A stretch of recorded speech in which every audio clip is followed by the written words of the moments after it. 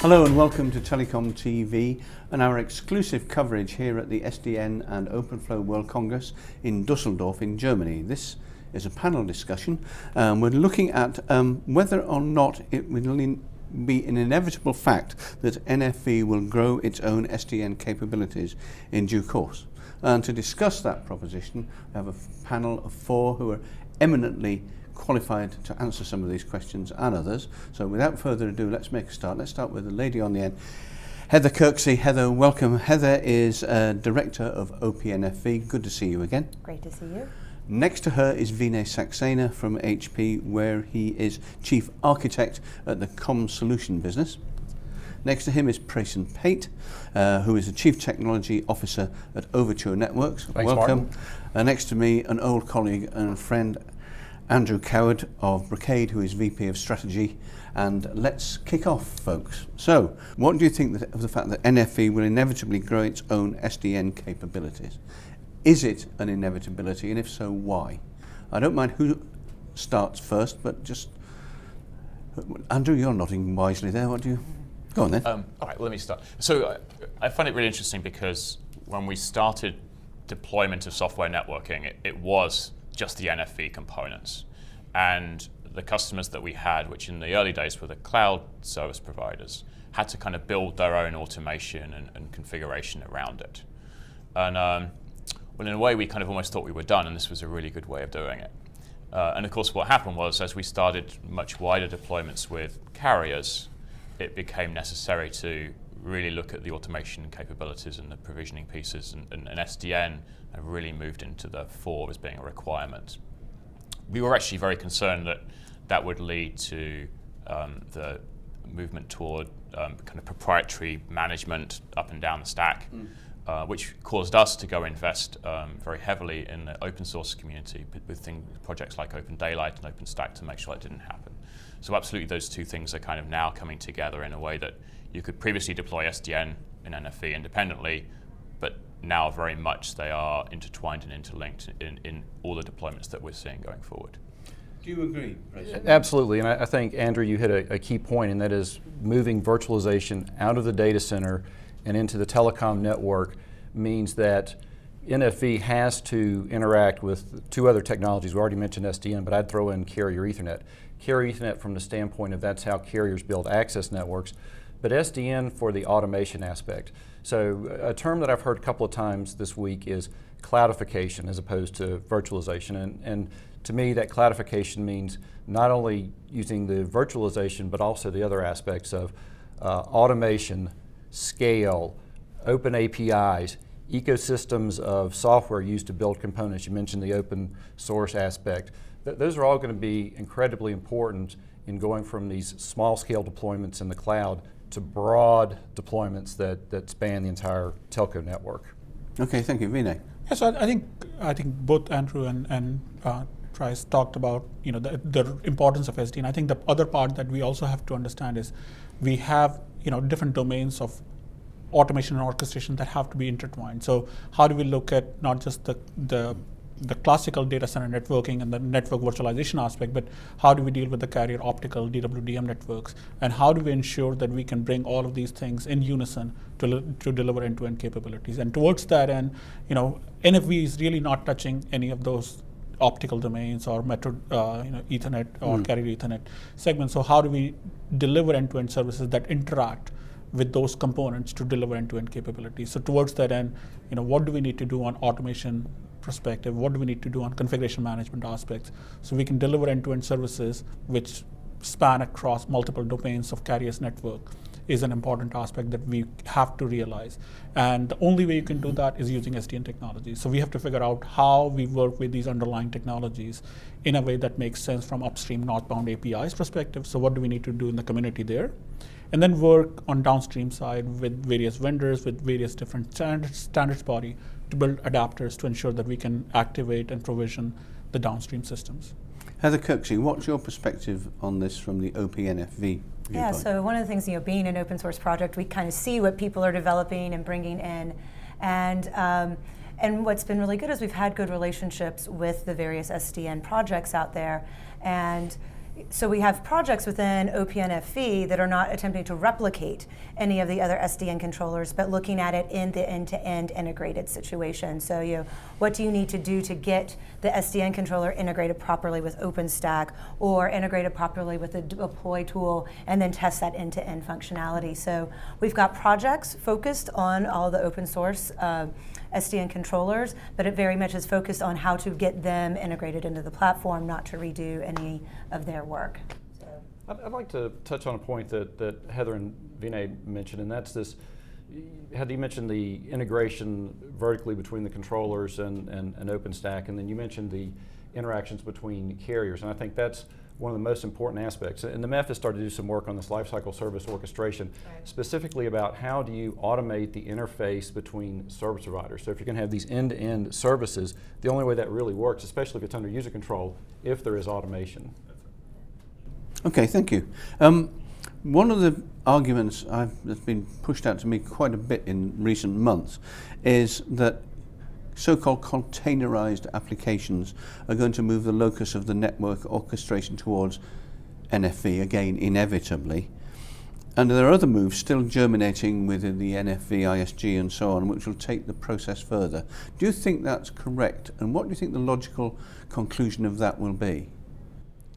Yeah, so I think one of the interesting things from a carrier perspective is the opportunity that this technology brings, NFV SDN, to essentially give every customer their own unique network, meaning that they're allowed to configure their own services, make their own changes in a way that's simply impossible with the technology today without affecting every other user on the network. But what that means is that the element that you actually are able to configure today is a virtual machine, and that's actually quite a large instance of something. So to be able to shrink that down into smaller components, and containerization is one method of doing that, such that the footprint of the how much memory, how much compute, how much networking resources are required to look after that one customer is much reduced and much more efficient. So what that suggests then is that we're kind of moving from the hundreds or thousands of customers to the millions of customers, and therefore the scaling that's required both within the NFV infrastructure and the SDN infrastructure kind of has to be stretched from where it is today to make that a reality. So I'd like to add to that, but I don't think that VMs are going away.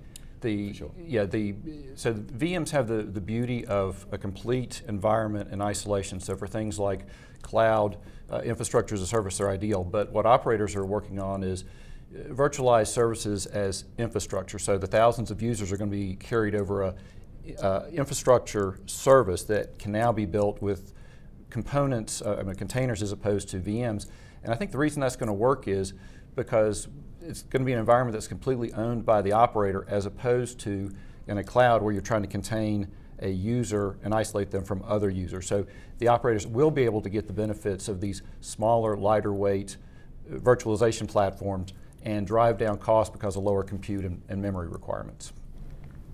Yeah, and I think all of this is fundamental to what we call decomposition. So I mean, if you look at functions today, they are very, very monolithic, they are heavy built. So as we look at the next generation functions, I think we have to ask this question is, do I really need all the functionality that component is providing, or can I distribute that functionality?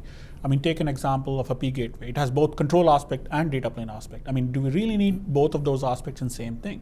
Now, if I start to decompose that function, it gives us the opportunity to run those smaller lightweight components into containers. It could be other methods that could come. But the point is that we have to get to what in the classical cloud architecture we are now calling microservices. The smaller services that I can run distributed over a scale-out model.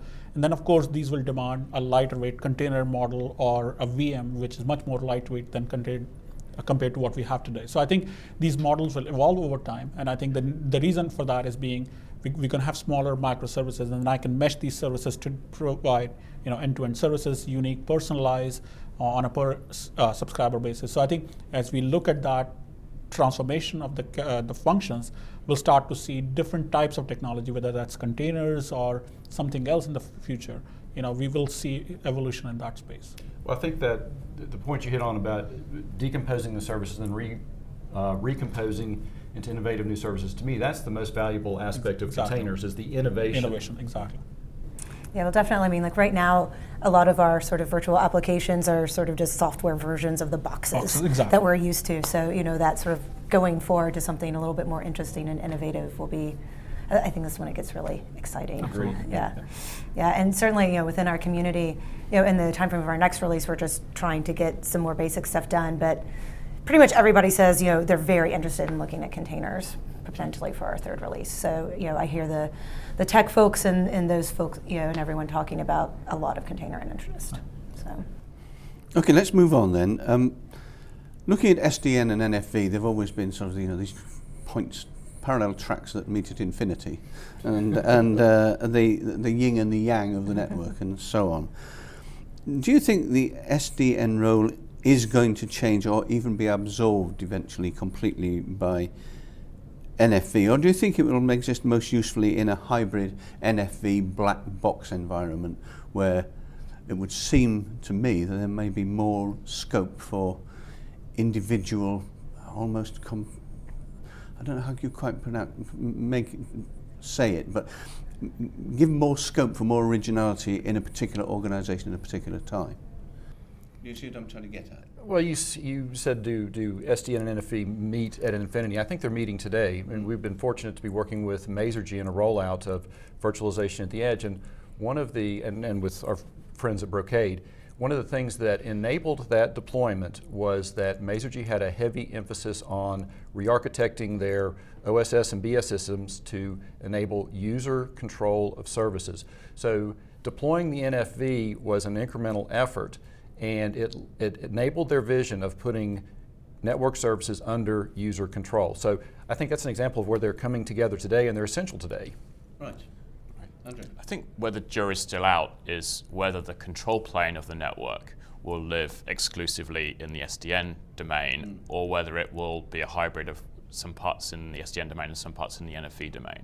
For example, many of the NFV instances that are being deployed today contain routing protocols in a traditional sense, so OSPF, BGP, and so on. Whereas in a pure SDN world, you would run those in the SDN, or you wouldn't have them at all. They'd be externally propagated from the SDN controller perhaps, and have OpenFlow or other things controlling the data plane of the NFV elements. So we don't necessarily see that outcome as happening all the way across the network. So we're going to see this kind of hybrid. Sometimes the control plane is in the SDN level, sometimes it's in the NFV level, and I think that's going to remain for a long time. Okay, Vinay, what about HP's viewpoint on this? Well, so I think from an NFV point of view, I think the SDN technologies are pivotal. And when I say pivotal, what I mean by that is, we can deliver virtualization, but the fact that the carriers have to steer traffic through these virtual functions, how do we bring this traffic in and out of these functions in a meaningful way that provides them the capabilities to deliver the new next generation services that we all have been talking about. So, SDN to NFV is fundamental. I mean, so we really can't, decouple how we will deliver virtualized services over a virtualized network platform, without the underpinning of SDN technologies. So, how do we bring in the underlay technologies? How do we bring in the overlay? And bring these things together to deliver effective end-to-end services. I think so there are aspects of underlay management that we have to deal with classical protocols like OpenFlow, the classical network virtualization with VXLAN and VGREs and so forth. So there is an overlay component. And then, dealing with the legacy. I mean, we don't have greenfields. The carrier have to operate in an environment where there will be legacy. So we will have to deal with other legacy devices that will be in the network for a long period of time. So SDN technologies will have to be there, and how we integrate with the SDN technologies for different domains, for different parts of the network hierarchy, will be critical in delivering end-to-end services. Now, parts of NFV can remain without SDN in some way, form, or shape, but again, the value of NFV enriches by utilizing the underpinnings of SDN technology, in our opinion. So we believe that core SDN technologies will be part of platform, and as platform capabilities increase, you'll start to see these capabilities being leveraged. So things like service chaining, service insertion capabilities will become part and parcel of OpenStack layer. So I can insert services, at runtime. I can remove services at runtime by giving these capabilities into the platform. And you'll start to innovate on the upper layer, on the application side. So you hear all sorts of things around intent-based, SDN or policy-based. So, you'll start to see innovation on SDN front, on app front, where we'll start to look at intent of what users are trying to do to steer the traffic. So, we see SDN as, core to the next generation network, and NFV is basically the way to deploy the functions. SDN will provide the mechanism of how the traffic steers. And Heather? Yeah, I'd certainly echo that sort of SDN's importance in sort of the traffic steering. When we talk to a lot of our operator members, that's oftentimes how they put it. And for our second release, sort of one of the main use cases that we're trying to enable within OPNFE is layer 2 and layer 3 VPN. And that's when we've gone out to talk to sort of our operator community and our strategic planning group, what they've said they, as a use case they want to see. And certainly you can't start instantiating layer 2 or layer 3 VPNs without some SDN tape capabilities and traffic steering. So I mean, certainly when we are looking at the use cases that drive sort of our platform forward from our membership, those SDN enabled use cases are definitely very important. So yesterday in the OPNFV sessions, there was some interesting discussion, and it's related to this VPNs.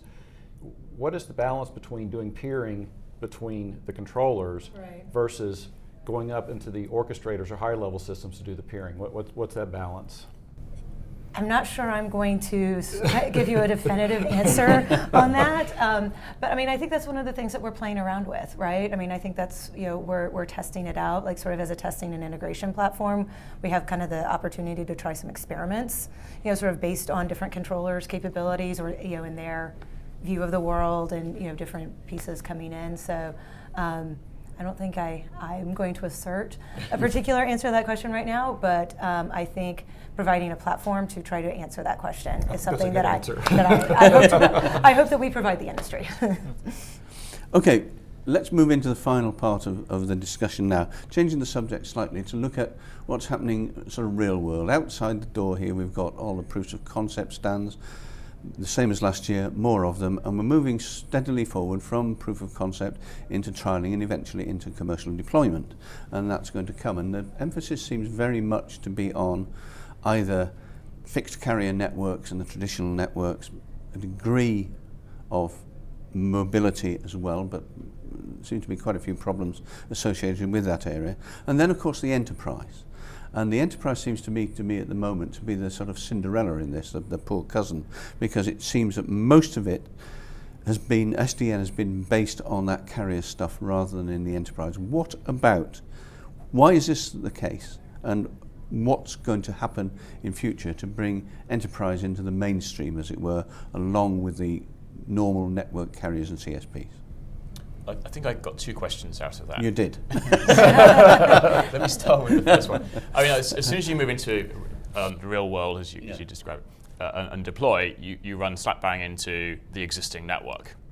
And so a lot of the challenges are actually making the SDN components work to configure and manage the existing network components and kind of bring them into the fold. Yeah. Many vendors are along for the ride with things like NetConf and so on, some less so. I mean, going back to a product that's been deployed for 6 years and upgrading it so it supports this can be an interesting conversation, to say the least. Yeah. So nevertheless, that's kind of one of the obstacles which we kind of have to overcome. To the enterprise piece, there's kind of almost a intertwining with the move to either private cloud or public cloud or hybrid cloud. So as enterprises start consuming cloud services, it's kind of natural that the NFV and SDN components come into play. Meaning, for example, that as I need to expand out of my private cloud into a public cloud, I use SDN technology to say, I've reached the limits of the number of servers I have in my data center, I now need to burst into somebody else's data center. How does that happen automatically? Well, SDN NFV technology. Okay, Prayson. Well, I'd like to add to that and say there's a key word in there, and that's dynamic. So you mentioned the expansion. That really only becomes feasible if it is able to be done dynamically under preferably machine-to-machine control based on rules and intent. So that's a case where if you don't have SDN and automation to support the NFV, then it's going to go nowhere. Our customers constantly remind us that they're not in the SDN business or the NFV business, they're in the service business. Sure. And we should all be looking at how these new capabilities, these new dynamic services, these new virtualized instances facilitate their deployment of innovative new services that preferably are under user control. Okay.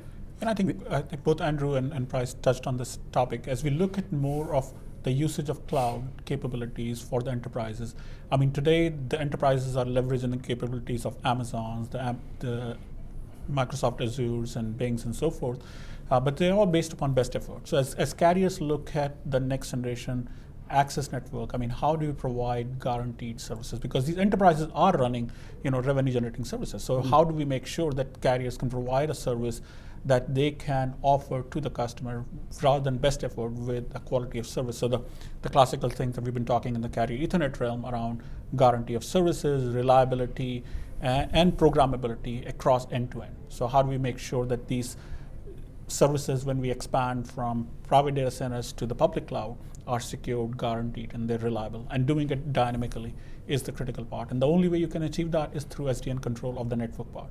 Now, once you've set up the network, then moving services across is easy part, but the network has to be set up first. So SDN technology becomes critical in orchestrating this end-to-end transition of how workloads will move back and forth between private to public or public back into private environments. So towards that end, we see SDN as playing as the key role in enabling that for the enterprises, and carriers providing that as a key capability. So I can define the set of policies that I need for a given type of service that I want to offer. And what's the position of OPNFV on this subject, Heather? Yeah, so I mean, I think part of it too, right? I mean, our customers, right, are in the, as you say, a business of offering services. At the same time, global telcos know networks, right? They breathe them. They know how to talk about them, whereas they're not quite necessarily as core for a lot of the enterprises, right? That's just not necessarily where they're starting off from. So I think that they're just different groups that have come from different places. But one of the things actually that we're very interested in doing is enabling enterprise folks to work with us. One thing that we've done is actually the ONUG group, which tends to be very enterprise-oriented SDN networking. We're incorporating their use cases into our functional testing. So whether or not they're at the party yet, we're going to be testing OPNFE to ensure that it meets their test cases. And I'm going to give a little plug for OPNFE Summit, which is coming up November 11th. I've pulled together a keynote panel that has telcos, web company, traditional enterprise, and a financial services infrastructure as a service company. So actually I'm hoping to get them talking to each other and answering some of these questions as well. So, and getting them, in the same room at the same party. Well, we're just about out of time. You have been talking to yourselves, and not necessarily to yourselves, except in your case, of course, and between yourselves, and it's been very interesting discussion. I'd just like to say thank you all, Heather Kirksey, Vinay, Saxena, Prayson, Pate, and Andrew Carr. Thanks very much for attending. Thank you. Thank you.